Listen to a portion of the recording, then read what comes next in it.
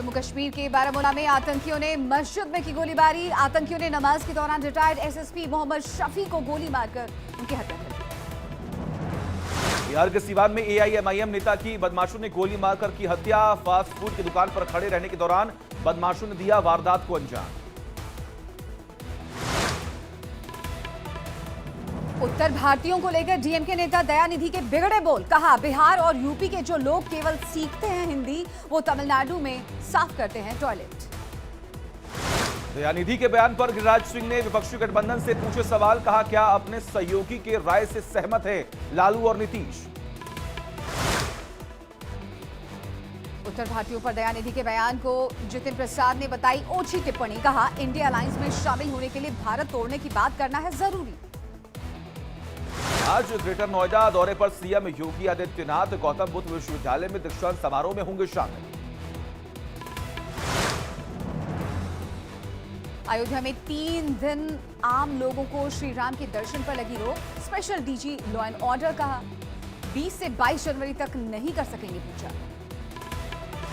राम मंदिर के प्राण प्रतिष्ठा को लेकर वाराणसी के पंडित गणेश्वर शास्त्री द्राविड़ ने कहा, प्राण प्रतिष्ठा के लिए शुभ मुहूर्त 12:30 से शुरू, जो 84 सेकंड तक रहेगा। प्राण प्रतिष्ठा के दिन अयोध्या के लिए उड़ेंगे 100 विमान। हवाई अड्डे के अलावा बनाए गए 3 हेलीपैड।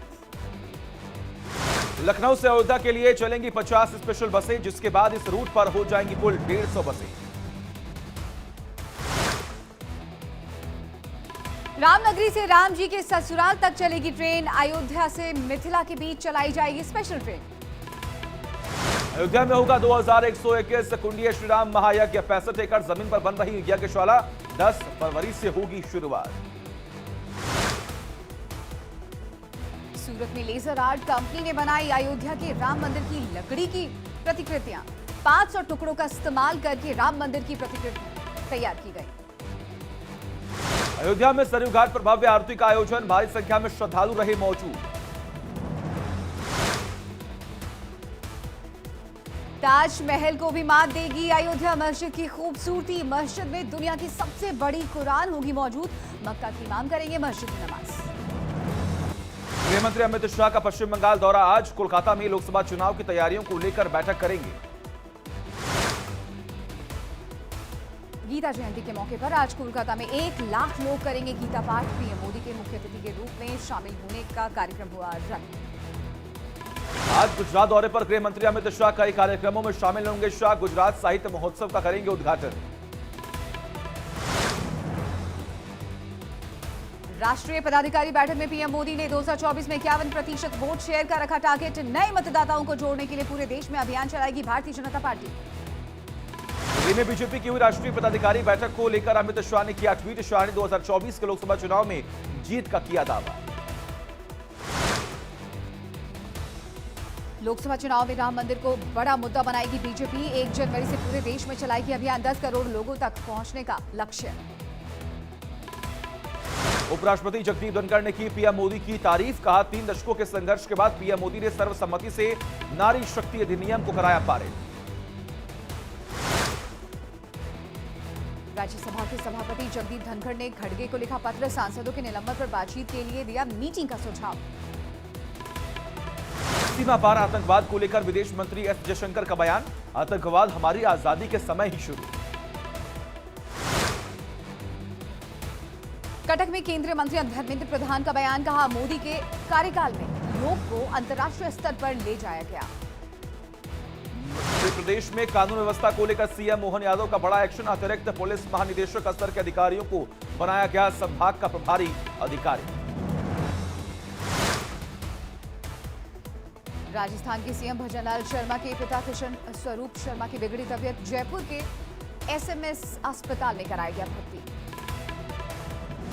केरल के कन्नूर में युवा कांग्रेस के कार्यकर्ताओं ने निकाला विरोध मार्च। पुलिस की कार्रवाई के खिलाफ जताई नाराजगी। महाराष्ट्र के सीएम एकनाथ शिंदे ने वर्ली नाका में स्वच्छता अभियान में लिया हिस्सा। कर्मचारियों के साथ की सफाई। रेसलर साक्षी मलिक का ट्वीट। कहा, 28 दिसंबर से गोंडा में होना है जूनियर कुश्ती नेशनल चैंपियनशिप। ब्रजभूषण का इलाका होने के बाद भला कैसे कुश्ती लड़ने जाएंगी महिला पहलवान। वैष्णो देवी यात्रा के दौरान मीडिया के सवाल पर भड़के एल्विश। मीडिया से की बदतमीजी। विवाद के बीच एल्विश के दोस्त ने रिपोर्टर को पकड़ा। दिल्ली में मरीजों की जान से खिलवाड़। दिल्ली के अस्पतालों और मोहल्ला क्लिनिकों में नकली दवाइयों की हो रही सप्लाई।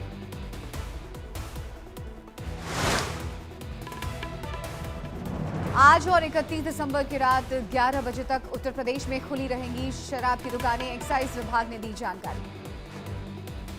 देश के पहले सौर मिशन पर इसरो प्रमुख सोमनाथ ने दिया बड़ा अपडेट। कहा 6 जनवरी को लैग्रेंजियन पॉइंट 1 पर पहुंच जाएगा भारत का आदित्य L1। पहाड़ी इलाकों में लगातार बर्फबारी से मैदानी इलाकों में बढ़ी ठंड। दिल्ली, उत्तर प्रदेश समेत पूरे उत्तर भारत में कोहरे का असर। कई ट्रेनें हुई लेट। यातायात पर भी असर। दिल्ली एनसीआर में कड़कड़ाती ठंड से लोगों का हाल बेहाल। शीतलहर और कोहरे की वजह से लुढ़का है पारा। हिमाचल प्रदेश में कुल्लू में रोहतांग के अटल सुरंग टनल के पास भारी बर्फबारी। सैलानियों ने बर्फबारी का उठाया लुत्फ। पहाड़ी इलाकों में लगातार बर्फबारी से मैदानी इलाकों में बढ़ी ठंड। दिल्ली समेत पूरे उत्तर भारत में छाने लगा कोहरा। धुंध में लिपटी दिखी राजधानी दिल्ली। ट्रेनों पर पड़ रहा असर। विजिबिलिटी कम होने की वजह से कई ट्रेनें देरी से चल रही। उत्तर भारत में कड़ाके की ठंड ने दी दस्तक। कोहरा और शीतलहर के बीच अलाव का सहारा ले रहे हैं लोग।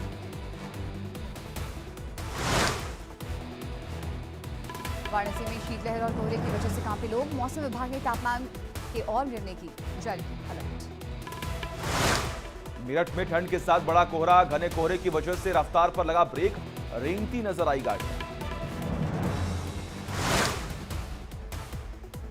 प्रयागराज में ठंड का सितम जारी। सर्द हवाओं ने बढ़ाई ठिठुरन। ठंड से बचने के लिए लोग ले रहे अलाव का सहारा। बिहार में 3-4 दिनों में तापमान में आएगी भारी गिरावट। नए साल में देखने को मिलेगी कड़ाके की ठंड।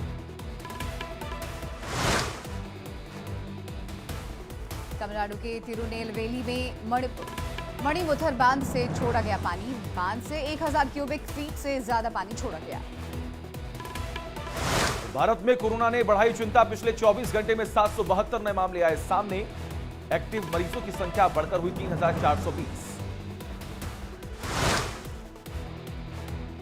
दिल्ली में कोरोना के 5 नए मामले आए सामने।